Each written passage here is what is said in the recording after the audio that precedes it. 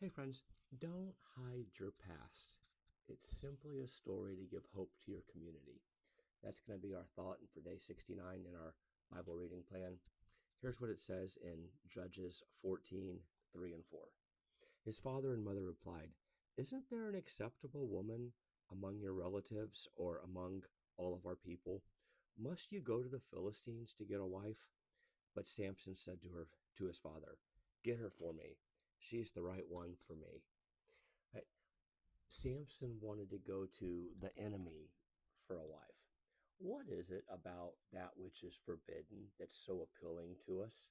Right? I wish I knew, because as soon as somebody tells me no, right, it's all that I can think about. I don't know what that is. But anyway, God's people were traditionally supposed to be driving out the Philistines out of the land and and not trying to get with them.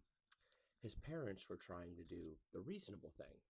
I appreciate the fact that it's not Samson saying, "I think this is what God wants me to do," right? He just says, "Go get her," right? That's the one that I'm after, right? That's the one that I want.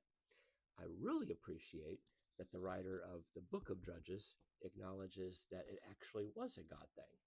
Now, what I don't know is that since it was written after the fact, if it was always a God's thing, like part of God's plan, or if it was something that God used after Samson made a bad choice, right? Remember in Romans 8, it says that God works in all things, which means at times he can use our bad choices and bring good from them, right? That's the story of Jacob. God blesses Jacob through his lies, right?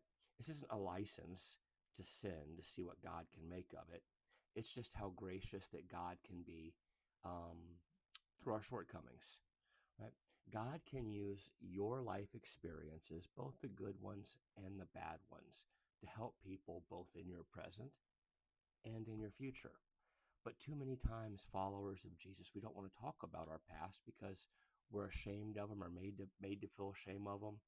And that really is an indictment against the rest of us, right? If we're making people feel like they can't or they shouldn't be open about what they've gone through, right?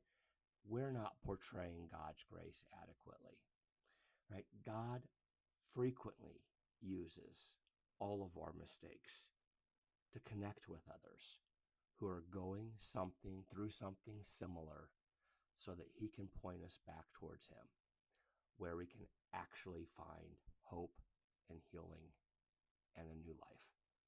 See, don't hide your past. It's simply a story to give hope to your community. Have a beautiful day. Bye-bye.